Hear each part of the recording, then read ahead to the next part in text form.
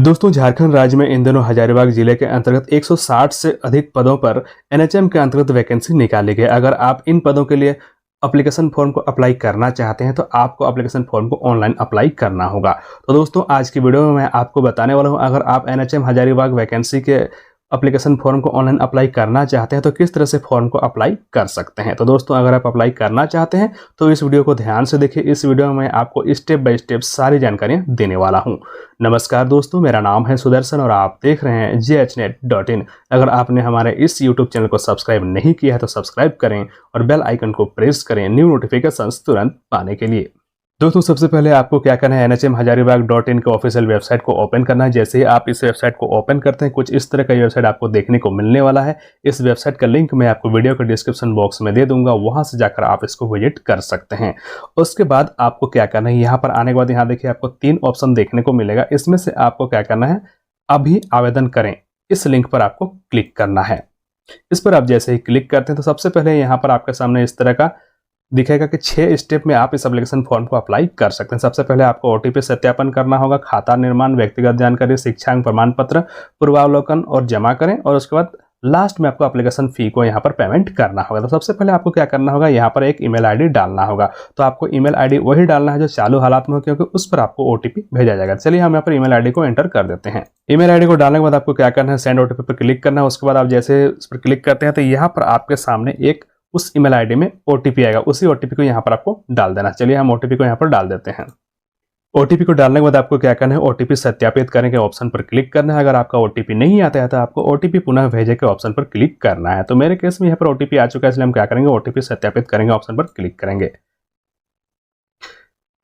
इस पर जैसे ही क्लिक करते हैं तो यहाँ पर आप देख सकते हैं आपको एक पासवर्ड सेटअप करने का ऑप्शन आ रहा है। यहाँ पर आपको एक पासवर्ड सेटअप कर लेना है। पासवर्ड किस तरह से बनाना है, तो मिनिमम आपका 8 कैरेक्टर का होना चाहिए।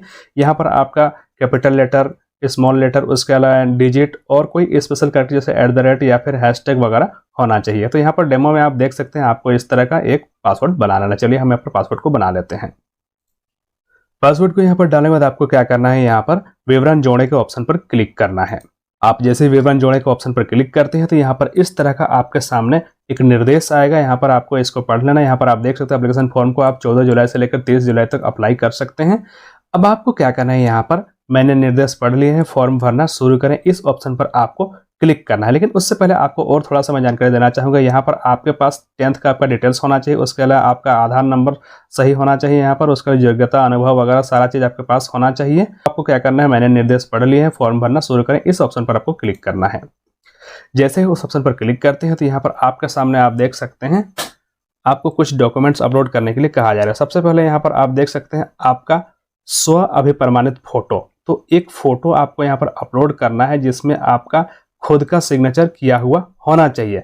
सबसे पहले यहाँ पर ध्यान दीजिए, स्व अभिप्रमाणित यानी अपने फोटो के ऊपर आपको सिग्नेचर करना है और उसी फोटो को यहाँ पर आपको अपलोड करना है। उसका साइज यहाँ पर 5 MB तक हो सकता है, ये जेपीजी या फिर PNG फॉर्मेट में हो सकता है। तो चलिए हम यहाँ पर फोटो को अपलोड कर देते हैं।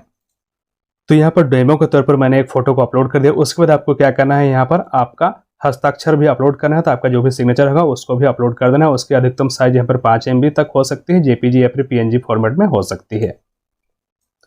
तो यहाँ पर मैंने फोटो और सिग्नेचर को अपलोड कर दिया। उसके बाद यहाँ पर आपको किस पोस्ट के लिए अप्लाई कर रहे हैं वो पोस्ट यहाँ से आपको सिलेक्ट करना है। तो यहाँ पर आप देख सकते हैं सारे पदों का नाम यहाँ पर आपको दिया हुआ है। यहाँ पर आप जिस पद के लिए अप्लाई करना चाहते हैं आपको उसको सिलेक्ट कर लेना। चलिए हम यहाँ पर फार्मासिस्ट सिलेक्ट कर लेते हैं। फार्मासिस्ट में आप यहाँ पर देख सकते हैं जिसमें कितना पद है, अलग अलग यहाँ पर प्रोग्राम के अंतर्गत अलग अलग पद हैं। तो यहाँ पर आपको सिलेक्ट कर लेना है। तो जिस पद के लिए आप अप्लाई करना चाहते हैं यहाँ से आपको सिलेक्ट करना है। उसके बाद यहाँ पर आपको अभ्यर्थी का नाम एंटर कर देना है। नाम एंटर करने के बाद यहाँ पर आपको मोबाइल नंबर और आधार नंबर को एंटर कर देना है। चलिए दोनों को हम यहाँ पर एंटर कर देते हैं। उसके बाद आपका ईमेल आईडी यहाँ पर ऑटोमेटिकली पहले से फिलअप है। यहाँ पर पिता या पति का नाम को हमको एंटर कर देना है। उसके बाद इस कैलेंडर से आपको यहाँ पर डेट ऑफ बर्थ को सिलेक्ट कर लेना है। आप जैसे ही डेट ऑफ बर्थ को सिलेक्ट करते हैं तो यहाँ पर आपका उम्र ऑटोमेटिकली कैलकुलेट हो जाएगा 30/6/2026 के अनुसार। उसके बाद आपको क्या करना है, यहाँ पर कैटेगरी को सिलेक्ट करना है। यहाँ पर आप देख सकते हैं जनरल, OBC, BC1, उसके अलावा BC2, SC, ST, EWS सारा कैटेगरी यहाँ पर दिया हुआ है। तो आप जिस कैटेगरी से बिलोंग करते हैं आपको यहाँ पर सिलेक्ट कर लेना है। उसके बाद यहाँ पर आपको आपका जेंडर सेलेक्ट करना है, आप पुरुष हैं, महिला हैं या फिर अन्य हैं, जो भी है आपको यहाँ से सिलेक्ट कर लेना है। यहाँ पर देखिए आपको आरक्षण प्रमाण पत्र स्व अभिप्रमाणित, यहाँ पर आपको जाति प्रमाण पत्र अपलोड करना होगा। जाति प्रमाण पत्र आपको अपलोड करना है, उसमें भी आपको सेल्फ अटेस्टेड करना होगा। चलिए हम यहाँ पर अपलोड करते हैं। यहाँ पर आप PDF, JPG या फिर PNG में इसको अपलोड कर सकते हैं। उसके बाद आपको यहाँ पर पूछा जा रहा है क्या आप दिव्यांग हैं, किसी भी तरह का आपका दिव्यांगता है तो आपको हाँ करना है, अगर नहीं है तो फिर आपको नहीं पर रहने देना। अगर आप हाँ करते हैं तो यहाँ पर देखिए आपको आपका दिव्यांगता का प्रमाण पत्र भी अपलोड करना होगा, तो नहीं है तो फिर आपको नहीं पर ही इसको सिलेक्ट कर देना है। यहाँ पर आपका भारतीयता पहले से ही सिलेक्ट है, नागरिकता में भारतीय, यहाँ पर आपको कुछ भी नहीं करना है। यहाँ पर आपको स्थायी पता को डाल देना है। उसके बाद यहाँ पर आप देख सकते हैं, आप जैसे कैटेगरी को सिलेक्ट करते हैं आपका एप्लीकेशन फी यहाँ पर देखने को मिल जाएगा। अगर आप यहाँ पर जनरल, OBC या फिर AWS है तो 300 रुपया, ST SC हैं या फिर फीमेल हैं तो आपको यहाँ पर 200 रुपया देना होगा। यहाँ पर आपको स्थायी पता को डाल देना। चलिए स्थायी पता को हम यहाँ पर डाल देते हैं। तो यहाँ पर हमने पता को डाल दिया। अगर आपका पत्राचार का और स्थायी पता सेम टू सेम है तो आपको क्या करना है, इस बॉक्स पर क्लिक करना है, और अगर अलग है तो आपको यहाँ पर मैनुअली इसको फिलअप करना है। तो मेरे केस में यहाँ पर सेम टू सेम है, इसलिए हम क्या करेंगे, इस पर क्लिक कर देंगे। यहाँ पर जैसे ही क्लिक करते हैं तो ऑटोमेटिकली आपका यहाँ पर फिलअप हो जाएगा। तो सारी जानकारी को भरने के बाद आपको क्या करना है, एक बार क्रॉस चेक कर लेना है। अगर सारी चीजें सही है तो आपको क्या करना है, योग्यता जोड़ने के ऑप्शन पर क्लिक करना है। अगर कुछ भी गलती है तो फिर आप वापस या फिर बाहर निकले पर भी क्लिक कर सकते हैं। तो चलिए हम यहाँ पर योग्यता जोड़ने के ऑप्शन पर क्लिक करते हैं। दोस्तों उसके बाद आप इस पेज पर आ जाते हैं। यहाँ पर आपको क्या करना है, 10th का डिटेल्स को डालना है, 12th का डालना है, स्नातक का डालना है, स्नातकोत्तर वगैरह जो भी जानकारियाँ डालना है यहाँ पर आपको एक एक करके सारी जानकारी को डालना है। सबसे पहले यहाँ पर 10th में आपको क्या डालना है, तो देख सकते हैं यहाँ पर आपको बोर्ड का नाम डालना है। आपने जैक से किया है, फिर CBSE से किया है, वो आपको यहाँ पर डाल देना है। उसके बाद संस्थान का नाम, आपने कौन से स्कूल से पास किया, इस स्कूल का नाम आपको यहाँ पर डाल देना है। यहाँ आपको कौन से वर्ष में अपने पास किया वो आपको डाल देना है। उसके बाद यहाँ पर आपको प्राप्तांक डालना है। आपने यहाँ पर CGPA में किया था या फिर परसेंटेज में किया था वो आपको डाल देना है। जो भी होगा आपको यहाँ से सिलेक्ट कर लेना है। अगर आप CGPA सिलेक्ट करते हैं तो यहाँ पर आपको डाल देना है, और अगर आप परसेंटेज सिलेक्ट करते हैं तो यहाँ पर आपको परसेंटेज डालना है। तो जो भी होगा आपको यहाँ पर डालना है। उसके बाद यहाँ पर आपको मार्कशीट को अपलोड कर देना है। उसी तरह से यहाँ पर आपको इंटर के डिटेल्स को भी डालना है। चलिए हम यहाँ पर एक एक करके सारा डिटेल्स को डाल देते हैं। तो दोस्तों यहाँ पर हमने 10th और 12th के डिटेल्स को डाल दिया है। अगर आपने ग्रेजुएशन या फिर PG भी किया हुआ है तो वो भी डिटेल्स आपको यहाँ पर डाल देना है। दोस्तों आपको क्या करना है, अन्य शैक्षणिक योग्यता में अगर आपने ANM किया हुआ है तो ANM का यहाँ पर डिटेल्स को देना है। अगर आपने फार्मेसी या फिर लैब टेक्नीशियन वगैरह किया हुआ है तो वो सारी चीज़ें आपको यहाँ पर डाल देना है। तो जो भी आपने किया होगा वो सारा चीज़ आपको यहाँ पर डाल देना है। तो चलिए हम यहाँ पर फार्मेसी का डाल देते हैं। तो दोस्तों अन्य शैक्षणिक योग्यता में आपको क्या करना है, यहाँ पर परीक्षा का नाम देना है। अगर आपने ANM किया हुआ है तो यहाँ पर आपको ANM का लिखना है। अगर आपने फार्मेसी का तो फार्मेसी लिखना है।